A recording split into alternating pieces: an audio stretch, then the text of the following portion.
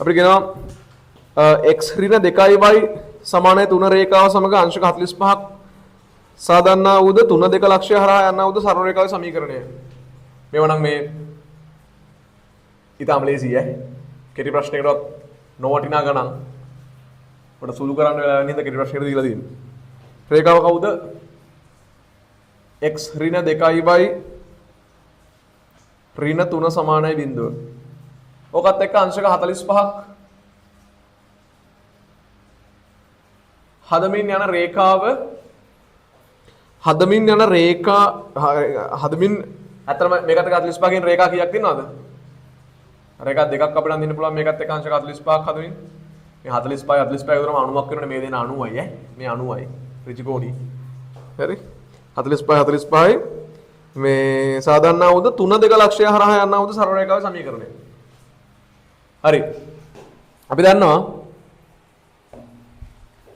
එකම ලක්ෂණ සහිත දෙන්නෙක් ඉන්නවා නම් ගණිතයේදී එක්කෙනෙක් සලකලා ගණනය කිරීම කරාම අනිත් එක්කෙනා ඔටෝ හම්බෙනවනේ. එහෙම එකක් අපි අත්දැකලා තියෙනවනේ ගණන් හදද්දී. ඒකින්ද දැන් මෙහෙම රේඛා අතරම දෙකක් එන්න ඕනේ. අපි මේ එක්කෙනෙක් සලකලා ගණනය කිරීම කරමු. මෙයාගේ අනුක්‍රමණය අපි m කියලා ගමු. මෙයාගේ අනුක්‍රමණය කීයද එතකොට? මේක y සමානයි mx යන විදිහට උක්ත කරන්න ඉතින් 2y මේ පැත්තට ගේන්න දෙකෙන් බෙදන්න. එතන y සමානයි 1 බෙදීම 2යි x. එතන මේකේ අනුක්‍රමණය භාගයයි. මේක m1 මේක m0 මේක m1 කියලා ගමු. හරි. සරල රේඛා දෙකක් අතර කෝණය තියර එක tan theta සමානයි මාපාංක අනුක්‍රමණ වෙනස බෙදීම එක ධන අනුක්‍රමණ ගුණිතය. හරි. සරල රේඛා දෙකක් මැද තියෙන කෝණයේ tan අගය සමාන වන අනුක්‍රමණ වෙනස බෙදීම එක ධන අනුක්‍රමණ ගුණිතයේ මාපාංකයට. එහෙනම් මෙතන දාන tan 45 එකයි. ඔක සමාන වෙනවා මාපාංක m කියන්නේ භාගය ඍණ m1 බෙදීම එක ධන භාගයයි m1 බෙදීම 2. හරි.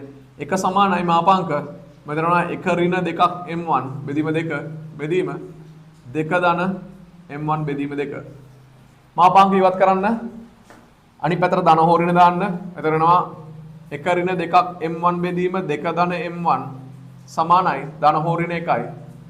මම ධන අවස්ථාව වෙනම ගන්නවා ඍණ අවස්ථාව වෙනම ගන්නවා. ධන අවස්ථාව ගත්තම එනවා එක ඍණ 2ක් m1 සමානයි 2 ධන m1 කියලා. ඍණ අවස්ථාව ගත්තම එනවා එක ඍණ 2ක් m1 සමානයි ඍණ 2 ඍණ m1 කියලා. හරි.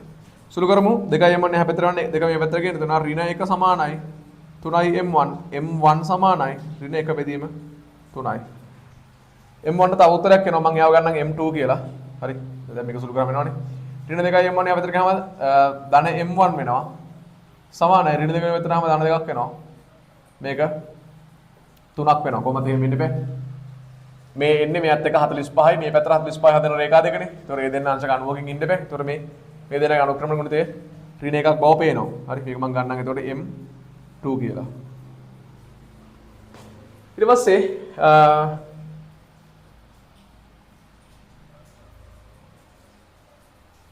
මේකත් එක්ක අංශක 45ක් හදමින් එයා යන්න ඕනේ කියනවා 3.2 ලක්ෂය හරහා.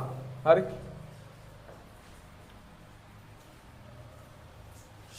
එතකොට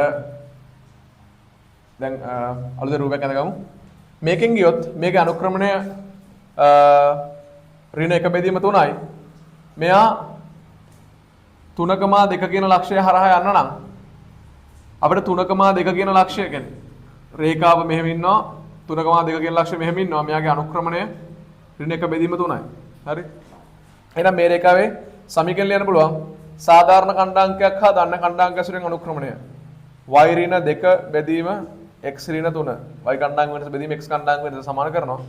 ඍණ 1 බෙදීම 3ට. මෙතන කියනවා 3ක් y ඍණ 6 සමානයි ඍණ x ධන 3ට.